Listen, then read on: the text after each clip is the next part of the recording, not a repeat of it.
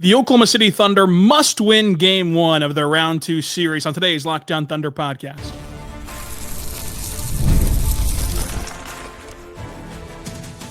You are Locked On Thunder, your daily Oklahoma City Thunder podcast. Part of the Locked On Podcast Network, your team every day. Let's get it going on the Locked On Thunder podcast on the Locked On Podcast Network, your team every day. On today's show, brought to you by Monarch Money. Take control of your finances with Monarch Money using code LOCKEDONNBA at monarchmoney.com for 50% off your first year.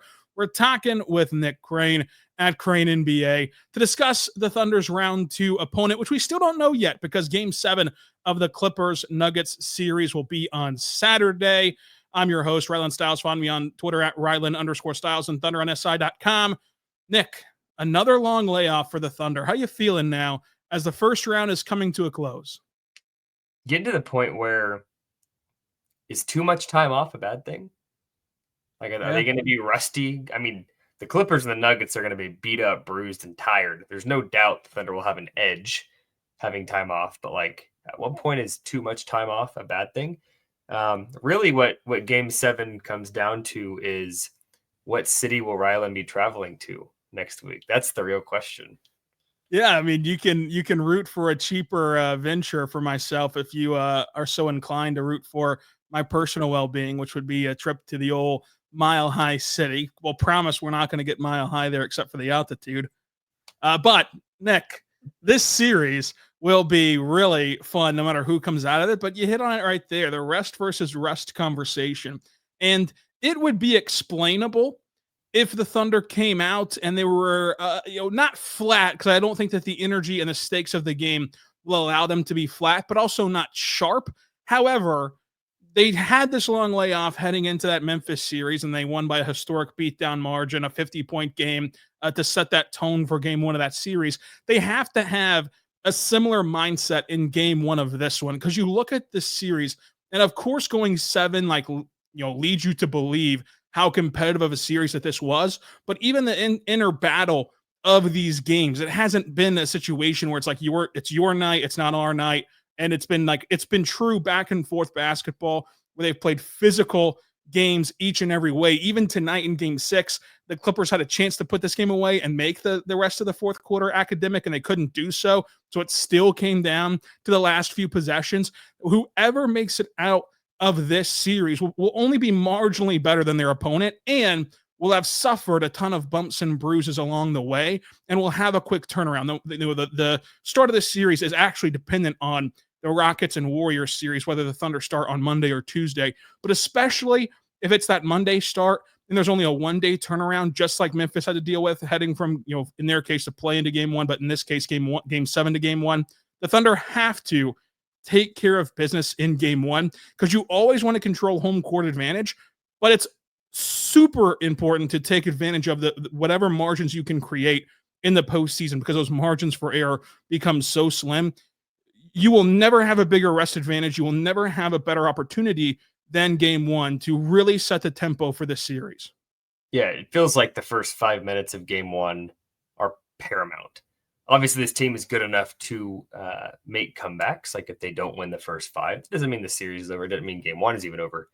But I would argue there's a real chance, maybe not to beat whoever it is by 51 in Game 1, but there's a real chance to, throw a huge haymaker punch, and it's a 20-point lead in the first half, and the other team just can't recover, just given the lack of rest. I would say Game 1, for a lot of reasons, rest aside, is the Thunder's to lose. It's at home. You're rested. The crowd's going to be electric. I believe it's going to be black jersey, black shirt is the rumor on the street, they say. It just sets up to be a game that sets the tone for the series. I think that the tone is what you're talking about a second ago. I think the Thunder has to do it in Game 1. They have to. It's the game of the series. Yeah, I mean, you look at the series, and you've put together a body of work both in the regular season and in the first round of the playoffs that you are just a clearly better team than whoever emerges from this battle between Denver and LA. And you have the rest advantage, and you're at home. You just have to take care of business. A TCB game for OKC, and it's never going to be easy. You can't hold them to the standard of winning by 50, but you can hold them to the standard of winning game one, because you ideally would want to sweep the 2 games at home and still remain in control of home court advantage the rest of the way. And the beautiful thing about home court advantage is whether you go into the altitude of Denver or you go face the wall in the Intuit Dome, as long as you win your home games, you win the series. And this team, of course, is capable, more than capable, of winning on the road. They have a great road record. They have a great record in general to get 68 wins. But, if you especially let them have a quick turnaround, whoever the them is, and go from winning a game 7, which automatically gives you a bit of a boost, to winning game 1 as an underdog, then you're fighting an unnecessary uphill battle whenever you should be the better team, and you should be able to avoid that situation. Yeah, I think you make a good point. If you just win at home when you're hosting the series as the higher seed, the road in theory does not matter. That said, it's an interesting point that no matter who the Thunder plays, it's going to be a tough environment. Like, playing in Denver at that altitude is a real challenge. And Intuit Dome, like, the Clippers have been really good at home, like really, really, really good at home. This is not a series in either case that I see a sweep being possible. Like, I think at best it's a gentleman's sweep in 5 games. I like your acronym, by the way, TBC game. I've never heard of that. Or TCB, yeah. TCB game. Not to be confused with THC, which we might see in Denver. Yeah, but no, it's the Thunder will be the better team in either case, but it's going to be a series that will test them on the road, no doubt. And you look at the history of the game ones for this iteration of the Thunder. They pulled off, a too close for comfort game 1 against New Orleans after the long layoff, but they still got the win. The CJ shot didn't fall. The Thunder win by 2. And then they had another long layoff. So you get the long layoff ahead of that New Orleans series, and that was really the only competitive game of the bunch was game 1. And then you get another long layoff because you swept the Pelicans, and the Mavericks did not sweep the Clippers. That series went 6 games, I believe, or 7. And I think it was 6. And the Mavericks come in anyhow on the lack of the rest advantage, and you have a beatdown of Dallas, 117-95. And so, you set the tone for that series that you ultimately lost in 6, but you still were able to win that game 1. And then this year, after the long layoff, you have a historic win over the Memphis Grizzlies, where you just absolutely beat them into submission, and you win by 50-something points in that game 1. So the fact that the Thunder are no strangers to these long layoffs and have thrived. I mean, they're 3-0 out of these long layoffs that the play-in tournament and the sweeping creates. It I think is a more than fair expectation level for this series to get started out on the right foot, because it's going to be tough. I think at minimum they go 6. You're going to say at minimum 5, but I think at minimum whoever wins takes the Thunder to 6 games, and the Thunder should still win the series regardless of who comes out. Because again, these 2 teams are whoever wins will not be an overwhelming better team than the other. We've seen that play out over the course of this series, and to me, Nick, when you're watching this playoff unfold and this bracket break for the Thunder's potential path to a finals, you can look at things in life all the time, glass half full or glass half empty. What it boils down to is the things you can point out about the Thunder lacking. For example, they're a streaky shooting ball club. That's one, albeit big, concern. Every other team has way more concerns than one. And so you just have all these things in your favor heading into the deeper playoff opportunities. And this is one that's completely in your control. All that it really takes for you to win game 1, since you are the better team and you will have the crowd putting the win at your back, is to come out on fire like you did. And role players typically play better at homes. Like, this is an opportunity where if you are guarding yourself because of the streakiness of these shooters, if not at home, if not with this long layoff, then when will those shots go in that the Thunder were generating at a very high clip, at a very quality clip, even though they didn't shoot the ball well in the first round of the series? So it's just a lot that's lining up for OKC, and a lot of pressure in the first game of the series. Yeah, like I said, it's the Thunder's game to lose. Honestly, I think that whatever team plays them in game 1 of the next series and the entire series can go in kind of stress-free game 1. Like, they kind of have an excuse if they lose it. They're probably going in thinking just win one of the first 2 and you're in good shape. And that's a lot easier pressure to play under than, like, you got to win game 1 and set the tone. Coming up, let's talk about who will it be, Denver or the Clippers, the pros and cons of each potential matchup. The first one, say right now, but good friends over at Monarch Money. And Nick, you're a bajillionaire, so you need to check out Monarch Money, because if you've ever checked your bank account and wondered where did all those millions of dollars go between dining out, online shopping, entertainment, it's easy to lose track. Where Monarch Money comes in is that your personal CFO, and you need one, Nick, giving you full visibility and control over your finances. Monarch Money isn't just a budgeting app, it's a complete financial command center. You can track all your accounts, investments, and spending in one place, so you stop just managing your money and start building your wealth. It's an all-in-one conveniency that I love so much about Monarch Money. Instead of juggling multiple apps, you can just use Monarch to track your finances, spending, and even your long-term goals. So take control of your finances with Monarch Money. Use code LOCKEDONNBA at monarchmoney.com for 50% off your first year. That's monarchmoney.com, code LOCKEDONNBA for half off your first year. We're back on the Locked On Thunder podcast, on the Locked On Podcast Network, your teams every day. You're with Nick Crain at Crain NBA to discuss the Thunder's path to the championship, including their second round matchup between Denver and the Clippers. Let's start there, Nick, and then we'll talk more about the bracket in the third segment. Denver, Clippers, no real edge between one another. I mean, these games have came down to things like a buzzer-beating dunk. Like, that's how close that this series has been. The Nuggets have the best player in the world, Nikola Jokic. They lack a ton of depth. The Clippers have a really good defense, but their offense has, you saw in Game 5 where Kawhi and Harden did not do enough at all to try to get them a win. And then the Nuggets also have their own version of streaky guys, where it's like, what if Russell Westbrook comes in and goes 4 for 5 from 3? What if he comes in and has 5 turnovers and misses layups? We just don't know what to expect in game 7. A home court advantage, of course, does go a long way. The Clippers' history, like with Harden and those guys, also factors in. Where do you lean with what happens on Saturday? So two ways to answer that question. What do I think will happen? Who do I think is the better team is actually the same answer. I think it's the Clippers, better team. And I also think that the better matchup for OKC is Denver.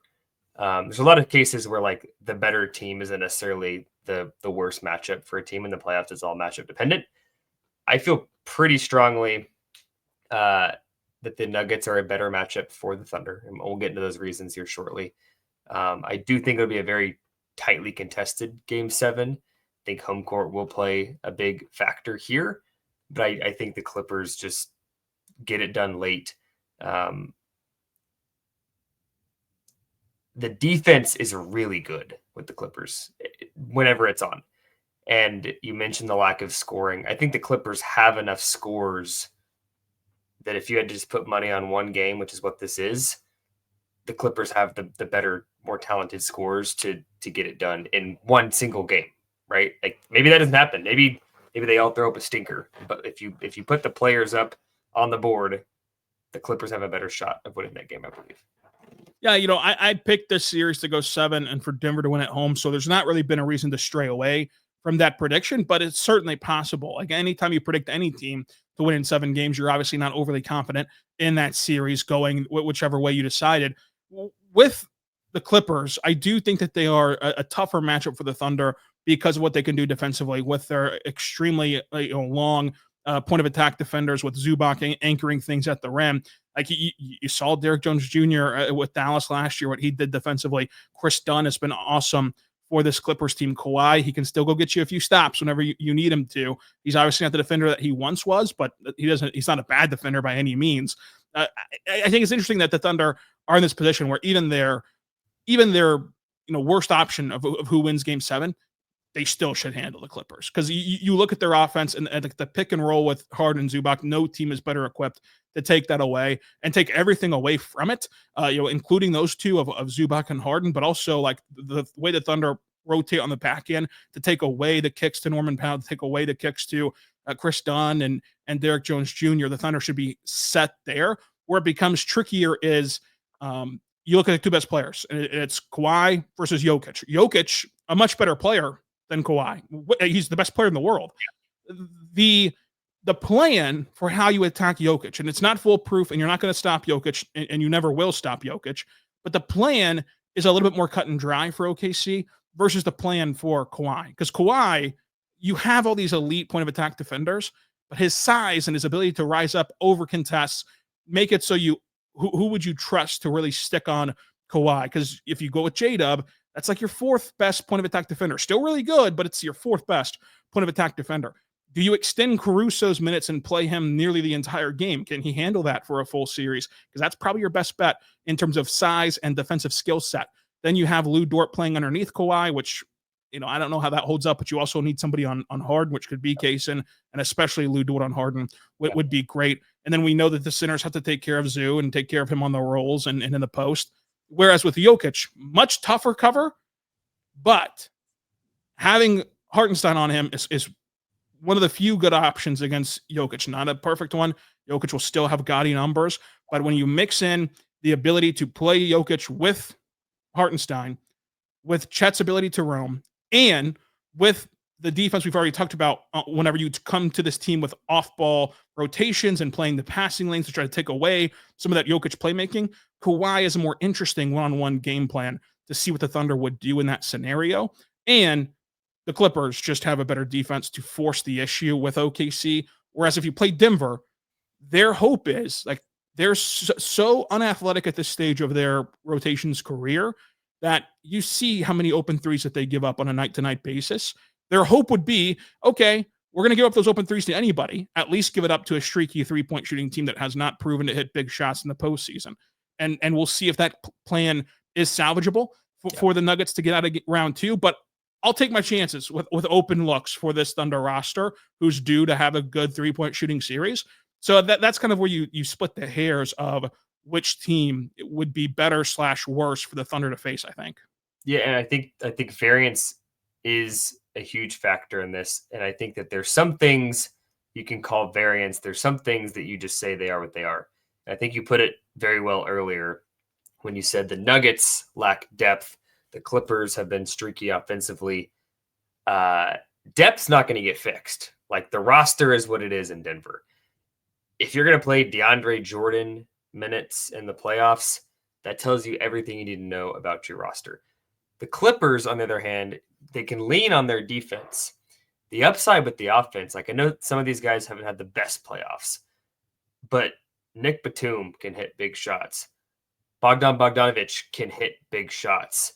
Derek Jones Jr., we've seen this time last year, can hit big shots. And we haven't even gotten to the Norman Powell, Kawhi Leonard, James Harden. Like, we haven't even gotten to those guys yet. Like, the Clippers, the theoretical upside, in my opinion, is so much higher. Yes, Nikola Jokic, best player in the world. Aaron Gordon, in theory. Michael Porter Jr. can get hot. Russell Westbrook's the kind of wild card. But again, if I'm thinking about which scenario seems more real, if I were to paint a picture, if someone said, what's the worst case for the Thunder next round? Like, what goes wrong and they get eliminated? I could paint a picture that describes a great run for the Clippers. I just struggle, other than Jokic went Jokic. I don't see many other scenarios where the Nuggets just have their way.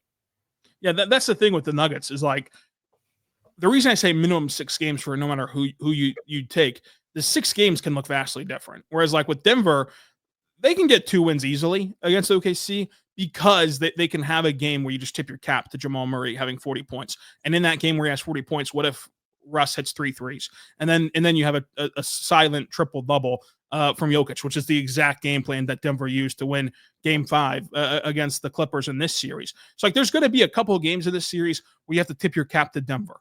Now, what does Denver do with the other games in the race to 4 in a 7-game series?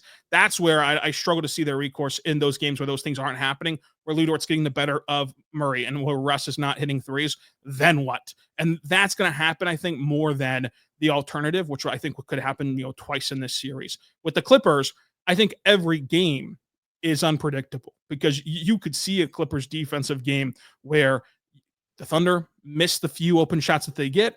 The Clippers clogged the lane. It's a muddy game where it's 103-101, which was, 103-100 was the score of that game in the Intuit Dome without Chet and J-Dub, of course. But that similar style of game where it's really close and you still feel good because the Thunder have Shea and the Thunder have a closer of their own.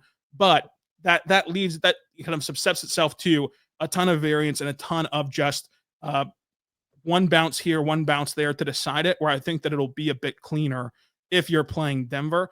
But really, when you look at this bracket, if the Thunder are who we think that they are, and they are who they've claimed to be through the regular season with 68 wins and all the historic things that they've done, I'm sorry, but you're going to have to beat good teams. And like, you're going to have to beat good teams to make that worth it. And I think that this is the first real test, and a test that the Thunder, while not easy, while not a sweep, while not a 5-game series, even in my mind, they're going to have to win it. And they're going to have to prove that they are who they say they are. And I think that they will. And coming up, we'll talk more about the Clippers, the Nuggets, and how this playoff bracket is shaking for OKC.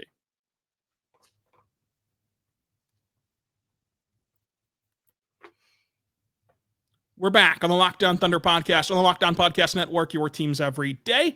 I'm your host, Rylan Stiles, host of Locked On Thunder, ThunderOnSI.com. Joining me is Nick Crain at Crain NBA, the Uncontested Podcast, Thunder on SI, Draft Digest, Draft on SI, media luminary, Nick Crain. Nick, what would be your prediction if the Clippers win? Like, you got to pick the Thunder series, Thunder or Clippers in blank, and kind of what the series overall you think would look like. I think what impresses me most about the Clippers is their off-ball guards and wings. And I think that's like their strongest point. Like, yes, James Harden is and can play point guard, but like the off-ball ability that he has is also super impressive. Kawhi Leonard, we talked about Derek Jones, Bogdanovich, like that's their strength. I think that they lack point guard depth. Like, Chris Dunn's great defensively, but like, is he good enough to be a big time point guard player? I don't know. Zubac's great starting center. Same situation there. Do you really think Ben Simmons? He's a big human being. He's not really a center. I think that the story of the series is, can Oklahoma City punish those two positions, like kind of the bookend of the lineups, or will the Clippers overwhelm them with kind of the middling positions, the wings, the forwards, the off-ball guards? Like, will that be the storyline? I think the Thunder is well equipped for all scenarios. I think earlier you mentioned no team's better equipped to do something. I think that's the case for like every scenario on planet Earth with the way this Thunder team is built. But I think that's going to be the difference. Can Oklahoma City's ball handlers punish the Clippers' ball handlers? Can Oklahoma City's bigs punish the Clippers' lack of bigs? Or is the Clippers style of play going to shine true here? And I think it all comes down to, and I want to get your thoughts on this, what is the starting lineup against a team like the Clippers? Is that different than it would be with the Nuggets, perhaps? Yeah, I think that the Clippers, you need to start Cason Wallace and set a tone defensively, and you just have Shea, Cason, Dort, Dub, and then, Chet. With the Nuggets, you could get away with the double big stuff because you have Chet, and the way that he defended against Memphis, against non-bigs was really encouraging, as it has been his whole career. It's only highlighted by the fact that, like, you only had a question mark about it because he broke his hip November 10th, right? And so, like, the fact he's already back to that point where you trust him against guards, you trust him against drivers, like, then you can play him with Gordon in the dunker spot. You can trust him to go close out on Gordon, at the 3-point line, to where against Denver, you can play the double big stuff and have Chet roam around, which I think that the Thunder would want to do. But against the Clippers, to me, you just got to play Cason and let him set a tone defensively and make it easier on yourself to stagger the big men. That way you can punish their lack of front court depth later on in the game. And I think that the Thunder would be willing to do that. I think that the players, of course, would be willing to do that. They've shown that willingness throughout the season to have lineup versatility. But I think that the Clippers makes the starting lineup questions more interesting than Denver does. But because with Denver, if you have to close quarters with J-Will, like you did against Memphis, to kind of get by and get your rotation reset, that's perfectly fine, because you don't want to throw J-Will in cold. There's going to be a game in this Denver series, if it happens, where J-Will's going to have to play. And he's going to have to play longer than he did against Memphis because of foul trouble. Like, we just know going in, and while he didn't get calls tonight, Jokic is going to draw calls on someone from the Thunder front court rotation, which is going to spark a J-Will minutes like it did in that back-to-back on ABC and on NBA TV in March. So I think that starting double bigs is less so it's both advantageous for who the Nuggets start, but also advantageous for getting Jay Wilson minutes at the back end of those quarters. That's kind of where I'm at on the starting five for each side. I'll push back a little. I kind of disagree. I don't think your logic is flawed, and I think it would work just fine starting Kaysen. Philosophically, I believe the better team should play the way they want to play and play in ways they've been successful. I would argue the double big has proven to be very, very good. The Clippers lack size. We'll start there. I think you don't change it. I think it would be a weird move, in my opinion. I'm not an NBA coach. Mark knows better than I think it'd be a weird move to say, you know what, double bigs worked really well down the stretch. It worked really well in the first round. Let's adapt to the Clippers now and change what we do because of them. Do I think the rotations should change? Absolutely. But the starting lineup, like, I think if you want to set the tone, like, defensively, Kaysen would be great. But I think if you could get Zubats in trouble, having to try to do guard double bigs or make them feel uncomfortable, and you set the tone that way versus like trying to match up with the Clippers, make them match up with you, and they can't. And that's the problem. So philosophically, I would start both bigs. The Denver series, I think it's obvious you play and start both bigs. I do think you stagger in the Clipper series because you can better punish their lack of big depth when Zubats is not on the floor. But I would still start both bigs. And worst case, game one, and maybe it doesn't work, but maybe it's recency bias. The past couple of years, including this year, it feels like a lot of series that go poorly for a team, we point to the other team is more physical. The other team had too much size. Happened with the Lakers. Like, I say if you've got the size advantage, use it. Yeah, I mean, that's kind of the crux of why the Thunder should win the series, is that we're like debating how the Thunder should respond. The Clippers and the Nuggets have no debates. They have no discussions. They have no recourse. Like, there's nothing for them to do. Like, their team is their team. And the Thunder, they can start either way in game one and feel it out and then adjust from there.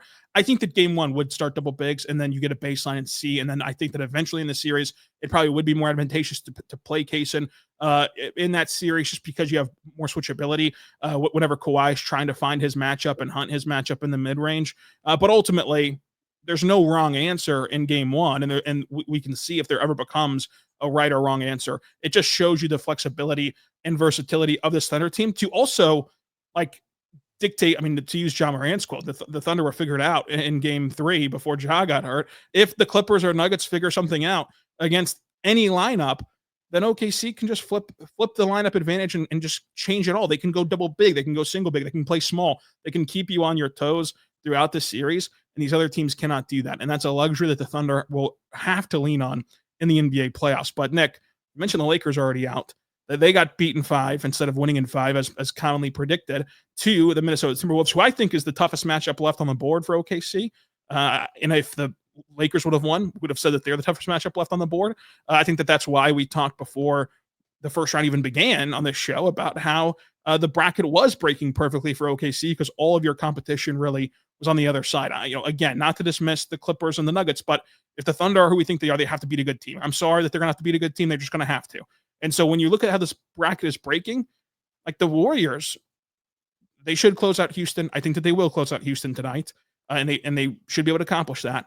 But even if they do, it's not a fearful series to me with all the Thunder can try to exploit from Golden State. Minnesota, I think, matches up the cleanest with OKC, but also still has some potholes when battling the Thunder. I think that the Minnesota matchup would be the closest to even of any team left. But man, this certainly is working out for OKC to try to get back to the finals when you look at who's in front of them. Because the reason that the Lakers were so worrisome was because of the way that Luka's playmaking, whenever he's healthy, can really bend OKC. He couldn't do that against Minnesota. And shout out to Julius Randle and shout out to Rudy Gobert for having a great closing game and a great series, respectively, in those 5 games. But things get different when you play OKC, who has a full complement of a roster. So ultimately, I think that all this all this first round has really done is reaffirm the fact you got to at least get to the West Finals. I mean, these two teams are very beatable with the Clippers and the Nuggets. You got to get past them. And then past that, it's still opening up to cash in on the predictions of the Thunder going to the finals, I think. Yeah, you said it very well. You're going to have to beat a good team. I think there's a lot of people out there that are like hoping for this crisp, clean path where it's like Nuggets and then Warriors and you just coast there.